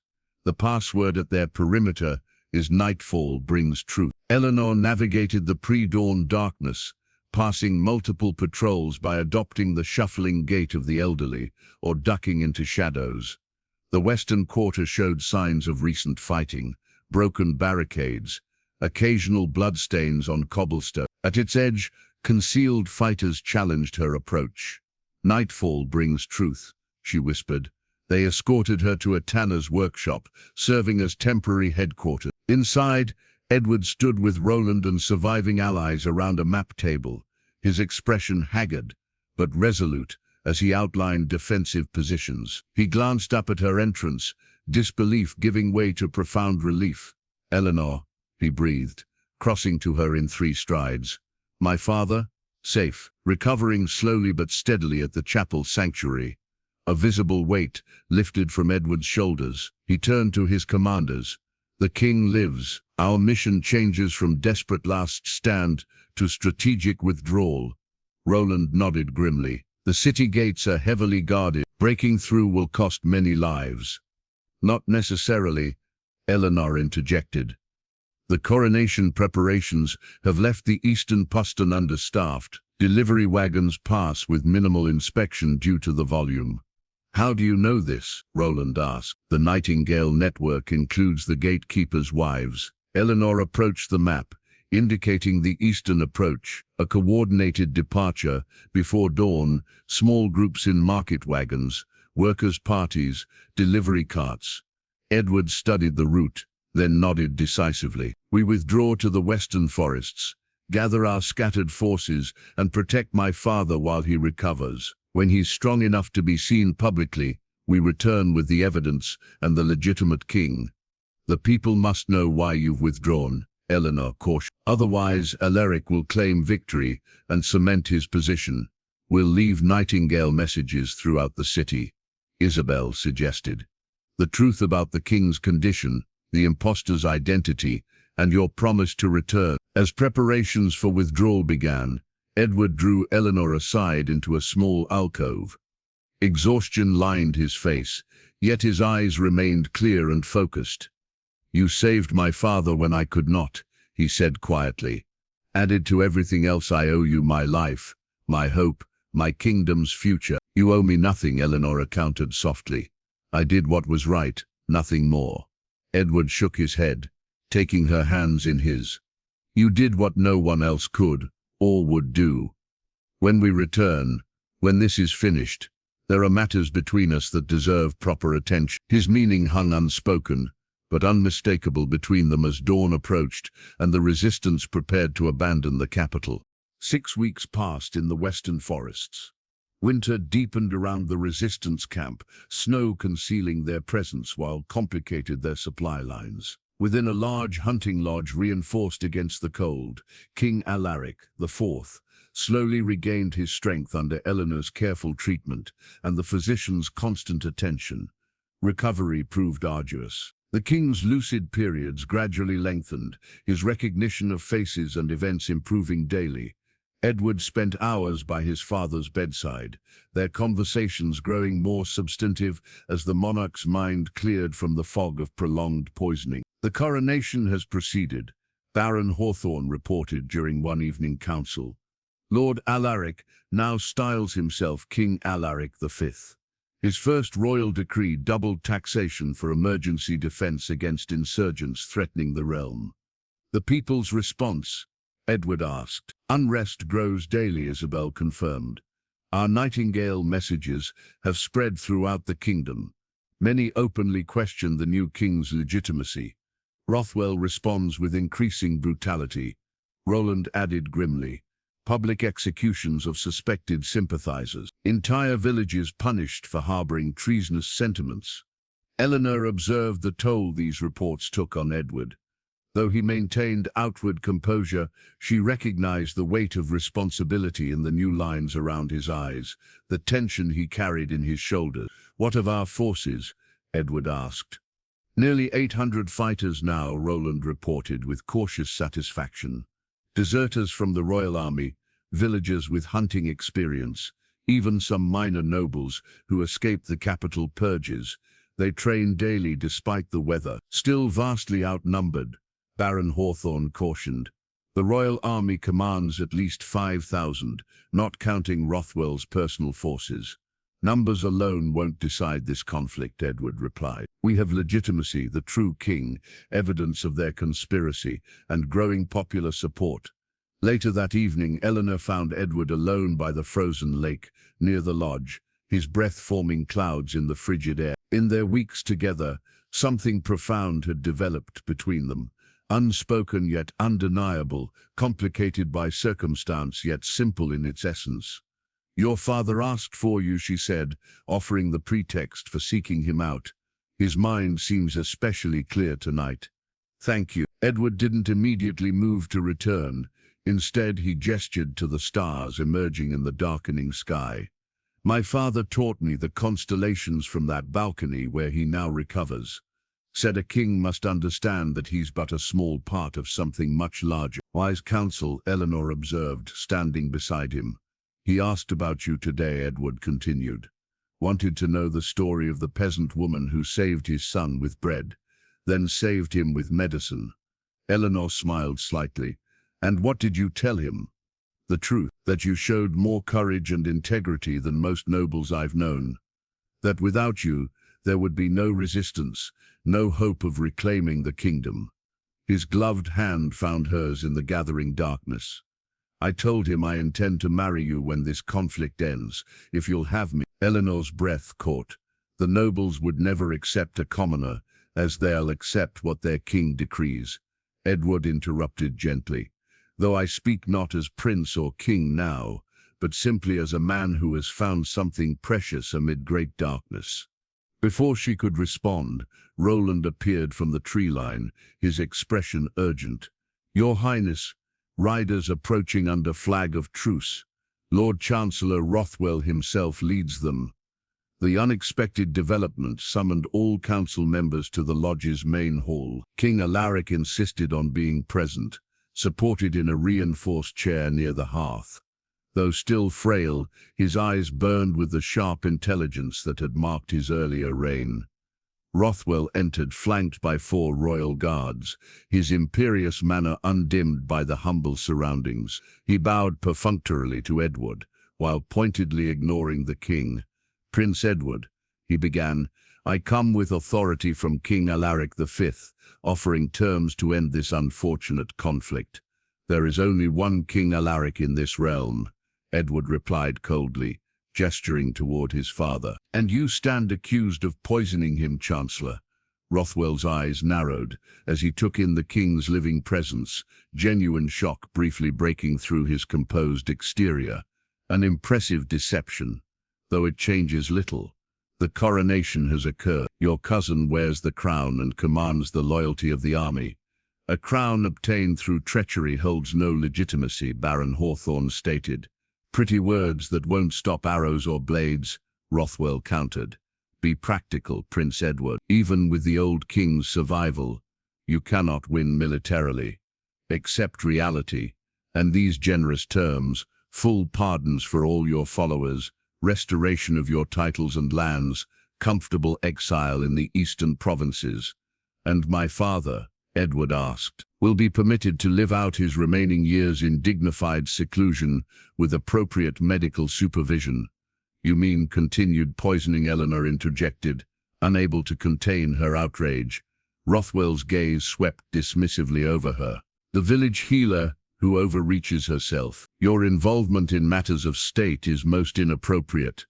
Her involvement saved the rightful king, Edward replied sharply. She has earned her place in this council. The Chancellor's lips curled slightly. Your fondness for this commoner is widely rumored. Perhaps that explains your poor judgment. King Alaric raised a trembling hand, silencing the rising tensions. When he spoke, his voice carried surprising strength. Chancellor Rothwell, I once trusted you above all advisors. Tell me to my face, why did you betray that trust? Why poison the man who elevated you from minor nobility to the highest office in the land? For the first time, Rothwell appeared discomfited. Your Majesty, you misunderstand. Any medications administered were for your benefit, prescribed by royal physicians you appointed after dismissing those who had served me for decades. The king interrupted. Do not compound treachery with lies. Your policies grew increasingly erratic, Rothwell retorted, abandoning pretense. Reduced taxation of common lands, limitations on noble privileges, diplomatic overtures to traditional rivals. You jeopardized the natural order, the foundations of our society. I sought a more just kingdom, the king replied simply. One where prosperity wasn't built upon suffering, naive sentimentality that threatened everything we. Rothwell caught himself, everything the realm has built over generations. Edward stepped forward, hand resting on his sword. Your generous terms are rejected, Chancellor. Return to my cousin with our counter-offer. Abdicate immediately, face fair trial for his crimes, and we will show mercy despite his treachery. Rothwell's expression hardened. Then you choose war. We march on this position at dawn with 2,000 men. Consider that my final diplomatic gesture. Time to evacuate non-combatants before we burn these forests to ash. After the Chancellor departed, the council erupted in urgent debate. The resistance forces, though growing, remained outnumbered and under-equipped for open battle. Yet retreat would surrender their strongest defensive position and demoralize their supporters. Eleanor watched as Edward absorbed every opinion, weighing options with the careful consideration she'd come to admire. When all others had spoken, he turned to his father. "What say you, your majesty? You've remained silent during our deliberations." The king studied his son with quiet pride. "I say the time for hiding and gathering strength has ended. Sometimes a kingdom must witness truth directly to recognize it." Dawn revealed a breathtaking sight. The entirety of Rothwell's army assembled at the forest's edge, banners snapping in the winter wind. 2,000 men arranged in precise formation, their armor catching the first rays of sunlight. Against this imposing force, Edward positioned his 800 fighters in defensive formations. Roland had designed to maximize the forest's natural protection. "They'll send archers first," Roland predicted, surveying the enemy lines, "followed by cavalry to break our flanks." The king, too weak to stand, but insisting on witnessing the confrontation, sat wrapped in furs atop a small rise behind their lines. Eleanor remained at his side, medical supplies ready, while Isabel coordinated the Nightingale supporters who had infiltrated the enemy ranks overnight. Edward stood before their gathered forces, the ancestral sword at his hip, catching the light. In commoner's clothing rather than royal regalia, he nonetheless projected undeniable authority as he addressed them. "Today we fight not just for a crown or a throne," his voice carried across the hushed lines, "but for truth itself, for a kingdom where justice outweighs privilege, where loyalty to people matters more than loyalty to power. Whatever comes, remember that you stood for what's right when standing was hardest." As Rothwell's forces began their advance, a remarkable thing occurred. From the center of the enemy lines, a single rider broke formation, galloping toward the resistance position with a white flag of truce. Behind him, confusion rippled through the royal forces.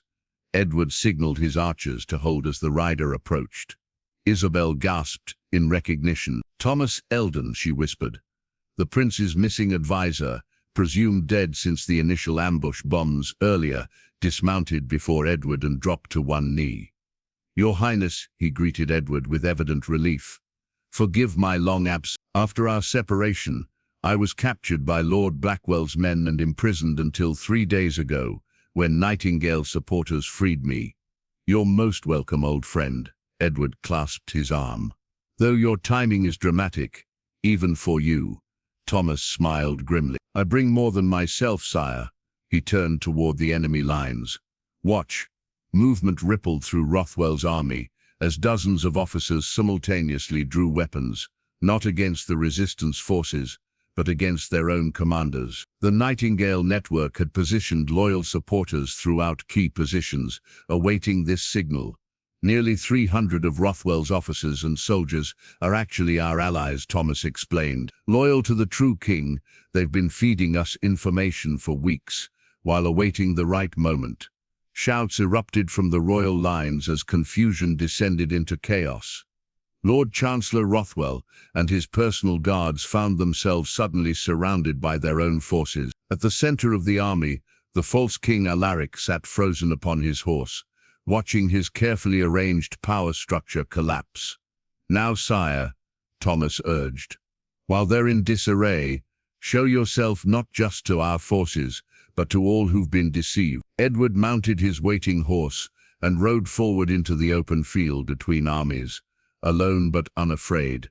His voice, trained to command since childhood, projected across the battlefield. "Soldiers of the realm, I am Prince Edward, rightful heir to the throne. For months you have been deceived by Lord Alaric and Chancellor Rothwell. The king lives recovered from their poisoning attempt, and bears witness today." Murmurs spread through the royal forces as Edward continued, his words reaching even those who had believed the official narrative. "I hold no grudge against men following orders they believed legitimate. Lay down your weapons, and there will be no reprisals. Stand with the true crown against those who betrayed your loyalty for personal gain." Rothwell, recognizing the tide turning against him, broke free of his captors and spurred his horse directly toward Edward, sword drawn in desperate fury. Before Roland's archers could loose their arrows, 3 royal soldiers intercepted the chancellor, pulling him from his mount. The false king attempted retreat, only to find his path blocked by his own royal guard. Seeing no escape, Lord Alaric slowly dismounted, removed his crown, and approached Edward with the ceremonial headpiece extended in reluctant surrender. Within an hour, the bloodless confrontation had transformed into an impromptu council of war. Military commanders from both sides gathered around Edward as he outlined immediate priorities: securing the capital, releasing political prisoners, stabilizing governance. Eleanor watched this unfold with quiet amazement. The months of struggle, of careful planning and painful sacrifices, had culminated not in the bloody battle they'd feared, but in a moment of collective recognition of truth. Baron Hawthorne approached, observing the historic reconciliation. "Your healer's heart must be glad to see victory without bloodshed." "It is," Eleanor acknowledged, "though I take no credit for this outcome." "Don't you?" the Baron countered kindly. "Your compassion for a nameless prisoner began this journey. Never underestimate how far ripples travel from a single act of kindness." That afternoon, the combined forces began their march to the capital. The king, still too weak for horseback, traveled in a specially prepared wagon with Eleanor attending him. Edward rode at the column's head, the false king and Rothwell following under guard. As they approached the city gates, citizens gathered in growing numbers. Word had spread rapidly. The true king lived. The prince returned. The conspiracy exposed. What began as curious onlookers swelled to cheering crowds that lined the route to the palace. In the great hall, before hastily assembled nobles and representatives from every district, Edward presented the physical evidence Eleanor had retrieved from Rothwell's study. The royal decree proclaiming the conspiracy official record was read aloud by Thomas Eldon. Each damning detail met with gasps or grim nods of confirmation. "Let justice be tempered with mercy," Edward concluded, as Rothwell and his conspirators knelt before the throne. "But let truth shine in full light, that such betrayal may never again find darkness to grow within." As nobles came forward to pledge renewed fealty to the true king, Eleanor found herself unexpectedly called to stand beside the royal family. The king, seated on his throne for the first time since his illness, gestured her forward with unmistakable intent. "This woman," he announced, his voice carrying surprising strength, "saved not merely my life and my son's, but the very soul of our kingdom. Let all present bear witness to her courage, and to the debt the crown acknowledges this day." Spring blossomed across the kingdom, healing winter's scars with vibrant renewal. 3 months had passed since the conspiracy's exposure. The king, though still requiring daily treatments, had recovered enough strength to resume limited public appearances. Lord Chancellor Rothwell and his chief conspirators awaited trial in the same prison cells where they had confined their opponents. In the palace gardens, Eleanor walked beside Edward as they had taken to doing each evening, discussing the day's events away from the formality of court. The village representatives seemed pleased with the tax reforms, Edward observed. Though some of the nobles remain resistant, "Change rarely comes easily to those accustomed to privilege," Eleanor replied. She had grown more comfortable in palace surroundings, though still preferred simpler clothing to the elaborate gowns court ladies favored. "The important thing is that people see immediate improvements in their daily lives." Edward nodded thoughtfully. "The first grain shipments from royal reserves reached Westmark yesterday. The reports say Lord Blackwell's replacement has already begun rebuilding the village well." The mention of her former home brought a mixture of emotions. Westmark held painful memories of persecution, yet remained the place that had shaped her. And the prison camp laborers, all released and compensated for their unjust confinement, Edward assured her, including Martin the miller. They reached a stone bench overlooking the palace's central fountain. Edward seemed uncharacteristically hesitant, his usual decisiveness giving way to a more vulnerable uncertainty. "Eleanor," he began carefully, "my father wishes to speak with you tomorrow, formally, in the throne room." She tensed slightly. Despite the king's public acknowledgement of her service, some members of court had never ceased viewing her as an interloper. "Have I given offense?" "Quite the opposite," Edward smiled, taking her hand. He wishes to formalize your position at court. As royal physician, officially, I'm honored, Eleanor replied, sensing there was more Edward wasn't saying. There's another matter I've discussed with him, he continued, his voice softening. One far more personal. Before he could elaborate, Thomas Eldon approached with apologetic haste. Forgive the interruption, Your Highness. The East March delegation has arrived early. Your father requests your presence. Edward sighed at the interruption. We'll continue this conversation tomorrow, he promised Eleanor, briefly touching her cheek before departing. The following morning, Eleanor stood before her modest dressing table in the chambers she'd been assigned within the palace. The woman who gazed back from the mirror still surprised her sometimes, the same features but transformed by experiences that had forever altered her understanding of the world and her place within it. A knock announced Isabel's arrival. Over the months, the noblewoman had become Eleanor's closest friend and guide to court life. The entire court assembles, Isabel reported. Excitement, barely contained. Are you ready? For what, exactly?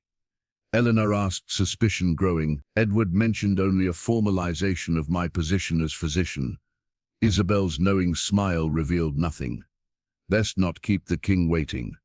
The throne room overflowed with nobility, foreign dignitaries, and representatives from every province. Eleanor felt their curious gazes as she walked the central aisle, her simple blue gown a stark contrast to the surrounding finery. The king sat upon his throne, Edward standing at his right hand. Though still thinner than before his illness, King Alaric had regained much of his commanding presence. He gestured Eleanor forward as the assembly quieted. Eleanor Thatcher of Westmark, he began, his voice carrying throughout the hall. When you brought bread to a nameless prisoner, you could not have known you were feeding the future of this kingdom. When you risked everything to save an old man you'd never met, you could not have guessed he was your king. Eleanor knelt before the throne, as protocol demanded. Such compassion, untainted by expectation of reward, represents the highest virtue we seek in our kingdom. The king continued, It is therefore my decree that you be granted the title and lands of Westmark, henceforth to be known as Lady Eleanor of Westmark. Murmurs rippled through the assembly as the king signaled for the royal jeweler to approach, bearing a delicate silver circlet appropriate to her new rank. Rise, Lady Eleanor, the king commanded after the circlet was placed upon her head. As she stood, Edward stepped forward. With your permission, father, he addressed the king, though his eyes remained on Eleanor. The king nodded, a rare smile softening his features. Edward took Eleanor's hands in his. Months ago, in a prison cell, you saw worth in a man stripped of title and privilege. You risked everything for principle, expecting nothing in return.